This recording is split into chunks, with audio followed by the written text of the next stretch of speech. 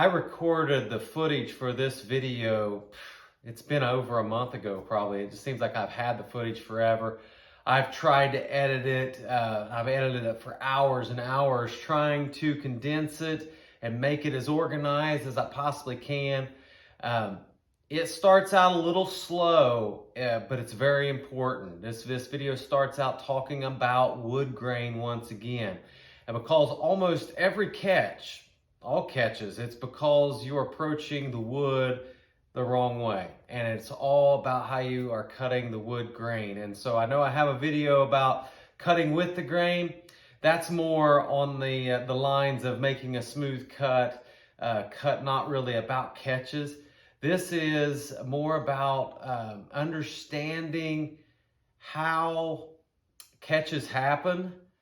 And also this is talking about how bowl gouges work, where they can remove a lot of material and still give you a slice cut and a smooth finish, even if you're removing a lot of material. And so I hope you stick to it to the end.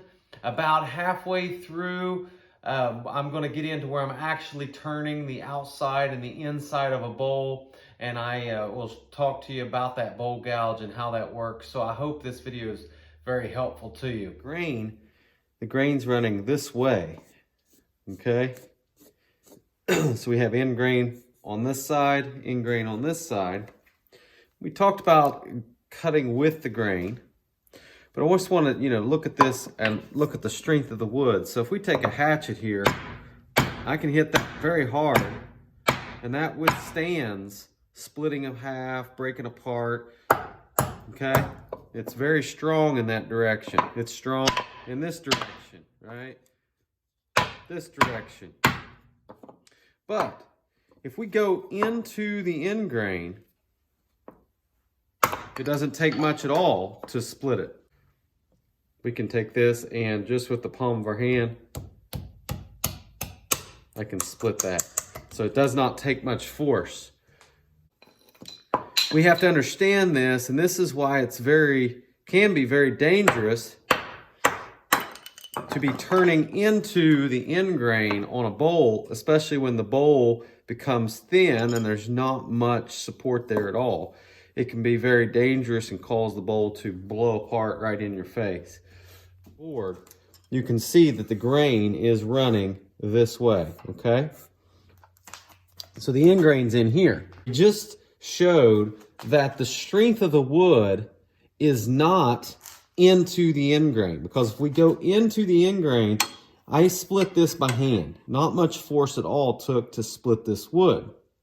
Okay, so this is side grain, and side grain cuts pretty easy. Okay, you can see how I can do that just by hand. Okay, and edge grain, it cuts very easy. You can see just by hand I can cut with edge grain very easy. So we've got to understand the wood, and we can go this way across the grain. Really easy, okay? End grain, I can take the same chisel, and if I come in here, you can see I'm putting all my body weight in, and that does not cut. You can see how small of a cut I'm making, and it does not cut, okay? It does not cut very good at all. So if you were to come in here with a gouge straight into the end grain like this, the amount of force that it would take for that to continue that cut through would be enormous. So it's either going to snap your tool, but the bowl gouges are pretty big and stout, so it's either going to snap the tool, or it's going to pull the tool down out of your hand, or it's going to cause the wood to explode or to get a catch and something bad to happen. So I shove that really hard, it is not going to go down. And that's what I'm talking about. And then what will happen is it will probably turn your tool, and then you'll go into the grain, and it all just happens so fast. You probably have to see a super slow motion to actually see what happens in every single catch, and it may not be the same thing every time. What's happening when we do our bowl gouge is the tip of the gouge is slicing the wood like this, okay? It's making a slicing cut. Okay, and then, so that's the tip of the gouge is making a slicing cut. And think of this board as being the bowl that's coming through. So you'd be holding your gouge steel and the board would be coming through this way, like it's a bowl. The tip there is going to make a slicing cut just like that. And right after the tip makes a slicing cut, the wing is going to do a peeling cut, okay? Which we already showed. A chisel can cut a peeling cut real easy. So you're slicing and then peeling right after. Okay, that's why you want to use a bowl gouge in this scenario whenever you're turning end grain for bowls. So we're going to be slicing with the tip, peeling with the wing. Slicing with the tip, peeling with the wing. And so you are never cutting into or against the grain like this with the bowl gouge. You are either cutting, you're peeling, and you're slicing. Okay? The grain is running like this. And so if you come in here with this tool edge, either like this or like this, you are cutting into that grain and causing a catch, and you can get it to split apart. Okay? You can see how that puts an upward force or a downward force on the tool pretty bad, and it's going to cause your tool to come up like that. When I first started, what I did, this was the big disaster, is I didn't understand what I was using, how I was doing it, and I watched videos of people doing things wrong, and I had people say to come in the center of the bowl and work your way out, okay? And that will remove material. So if I come in like this, I can remove material, okay? But right here is side grain. If you're doing that, you are doing a peeling cut on side grain, and really, that's not going to be an issue. Whether I go this way or this way, it's not going to be an issue. Now, when you get out here, I no longer am side grain. Now I'm starting to cut end grain in this area. And so if you came in with the tool like this, now you have this wing. You have this wing down here that is going to catch and cut into the end grain. So if we think of the bowl, let me get it lined up here. The fibers are running this way, okay? They're all running this way. And if you came in like this, you now have this edge cutting into. It would be just like having the chisel. So if you can see it, this is just a normal chisel, but it would be like you're cutting into the end grain like that.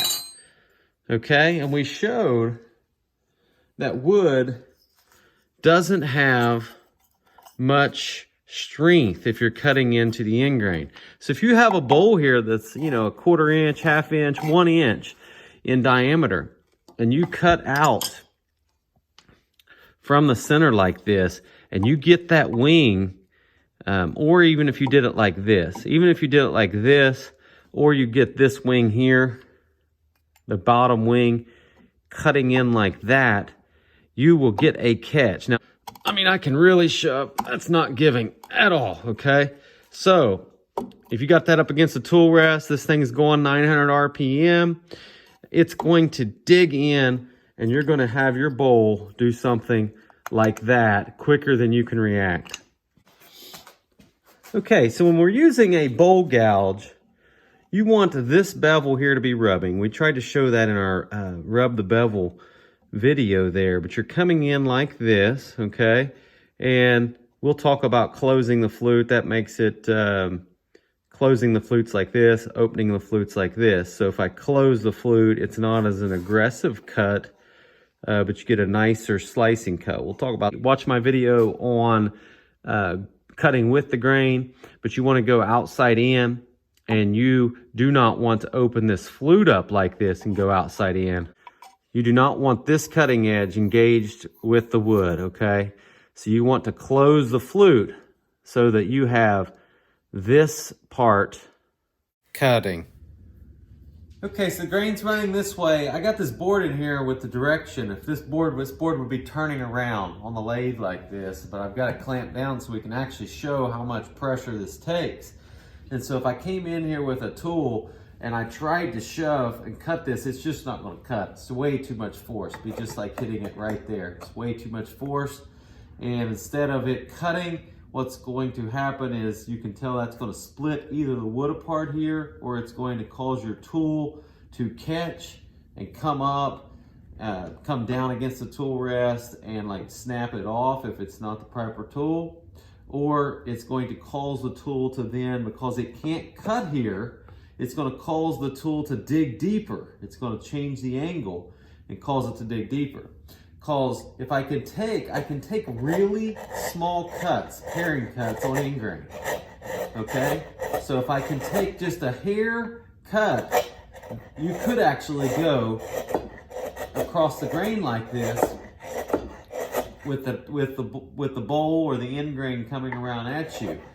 But what happens is this is turning so fast that you get stuck and something catches, and then the tool angle changes to where you are then trying to take way more material, and there's just no way that you can shove and take that material off. It's the same as trying to come right here and shove, okay?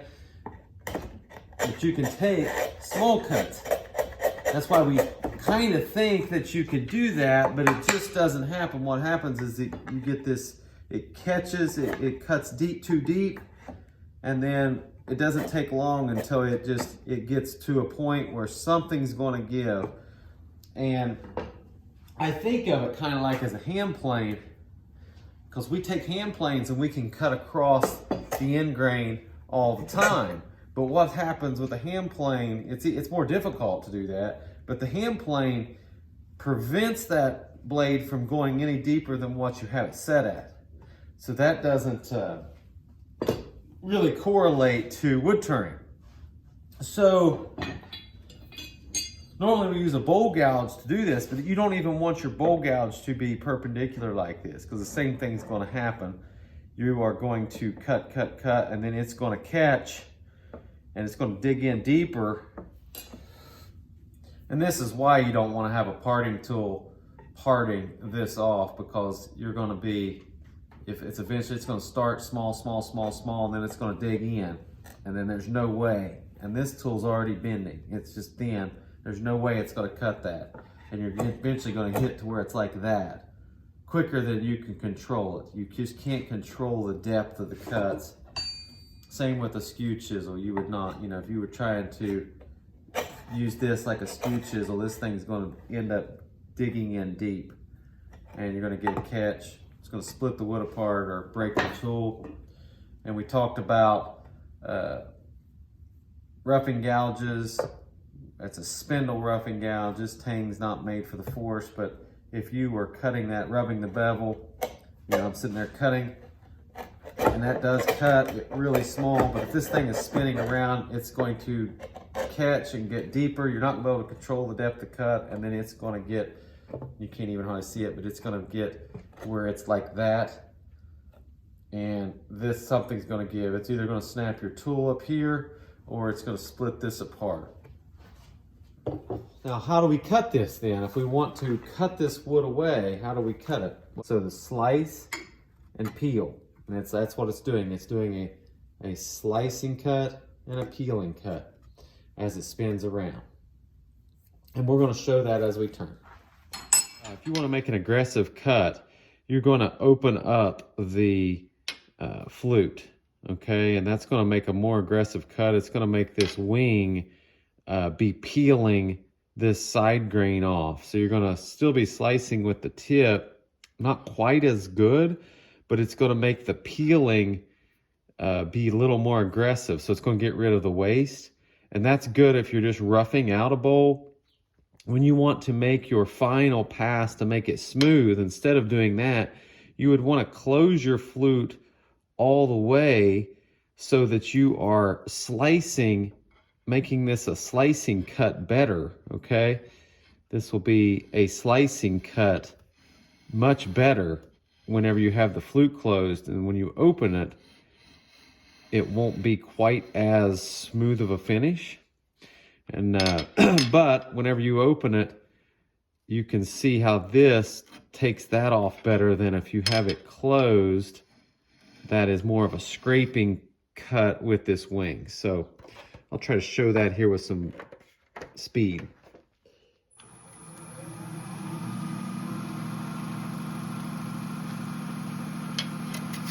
So here we got the flute open. And I'm doing all this with just my right hand. My left hand's free. So there's no pressure here, and I can easily do this, okay? Now, if we went to close this,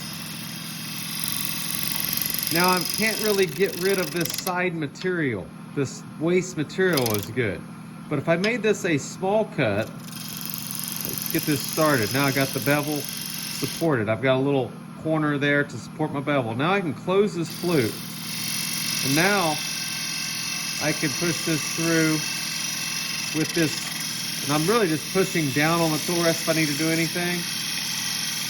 I'm not doing anything in my left hand here, but pushing down on the tool rest.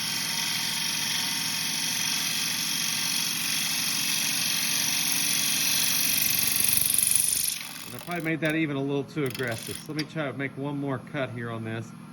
On a fine cut. There we go.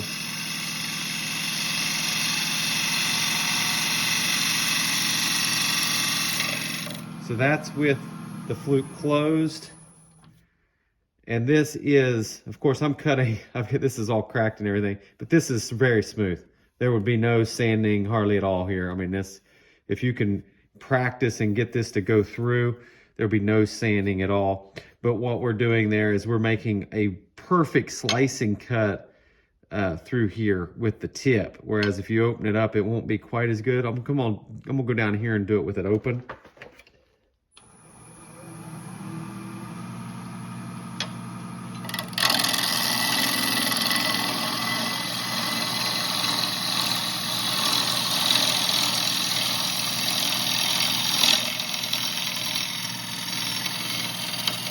And you can see how much material you can take off with a bowl gouge.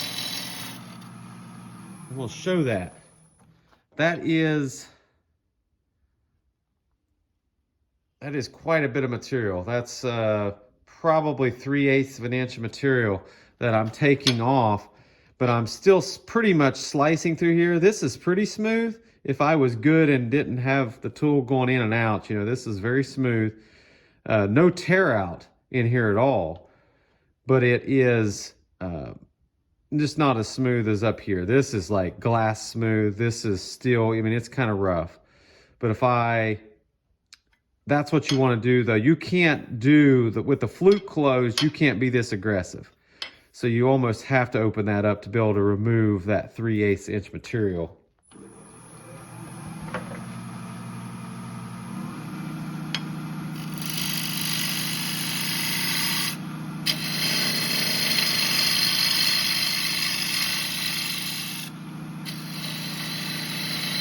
And now if I close it,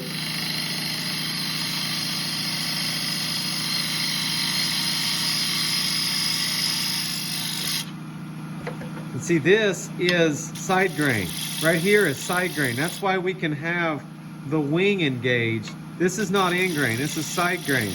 That's why we're not in trouble with getting a catch right there, because we're doing a peeling cut on side grain. Remember, the end grain is coming at us here. So I can close this and bring this in like that. Okay? Hope that makes sense. I'll put a 10 and we'll do the inside. Now remember, this is the way the grain's running. Okay? So when we did our example, that would be like this, right? And this is why you would not want to put your tool straight up like this into your bowl, because you would it would catch like that, okay? But the grain over here is side grain. And so that's why you can come in here and do peeling cuts on the side grain, because you're not cutting end grain. The end grain's over here. Okay, so when we turn this on, we can flatten this out with peeling cuts. See that? We have the bottom wing engaged. If I just turn the lathe off and show you, look at that nice peeling cut that the wing is going to do on the side grain. See how that, and it's not a great cut, right? But it's not going to catch and cause your bowl to fall apart like it would if you came out here and got end grain. See how tough that is? That is very tough. Here, this is nice peeling cut. And so we can do that on the inside here. Now, if you want to make a smooth cut, you would again have your tip slice it. Let's peel it.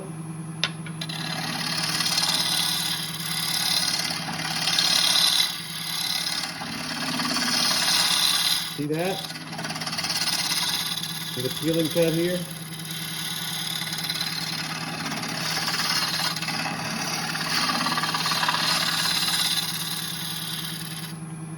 Okay. Now, a slicing cut. If I can get it. There we go.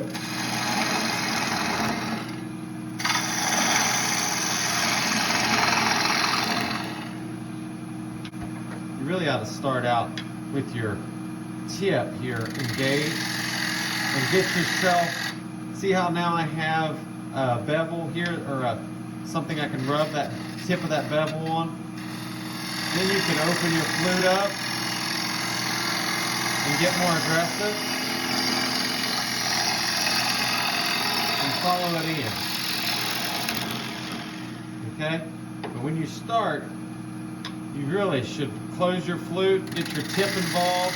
See how the tip, I'm doing basically a peeling cut with this bottom wing, but the tip is slicing, and that'll give you a nice smooth cut, and then you can rub that bevel.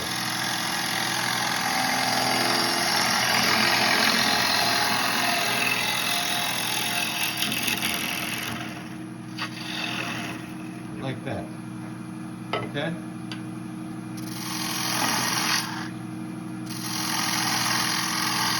Almost, can you see the bevel rubbing right there? Hopefully we can see it. Bevel rubbing, cutting on the tip. It's hard to rub the bevel down there because the way the dish is, the way this flute is, but that is a nice slicing cut. Let's take a look at that, just so you can see. Even though we're cutting, get this out of the way, even though we're cutting a big old knot, this is smooth. This is very smooth. This really does not have any tear out. There's a slight bit of tear out right there. I mean, nothing that like 120 grit sandpaper wouldn't get rid of, but the knot here is really nice and smooth. But to get this to turn in, I'm probably gonna have to use a bottom feeder gouge. We have our bottom feeder gouge. It's got a little steeper angle. That allows us to come in here and make this turn.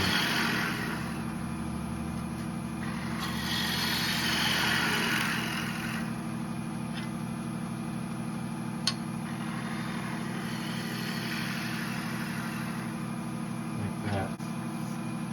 Now I might be able to make this whole thing.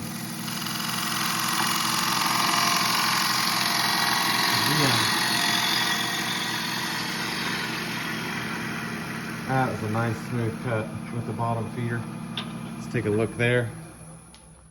Yeah, that will require no sanding. That's really nice. I did mess up the edge here, so I'm gonna fix that by just coming out. I think I'm gonna go ahead and just round that off a little bit. Now I am cutting this in the wrong direction, and you'll see me mention it. Watch my cutting with the grain video and you'll understand why this is the wrong direction.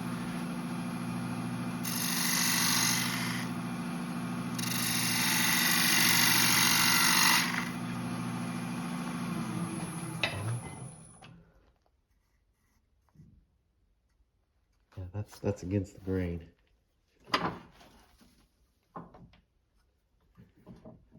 You actually want to go this way. Sometimes I get confused.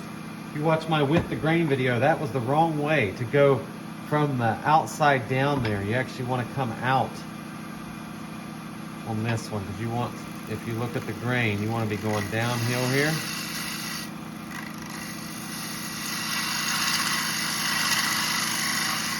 And that'll give us a better finish, I bet. Yes, that's much smoother. But let's go ahead and get us a nice finish here on the edge.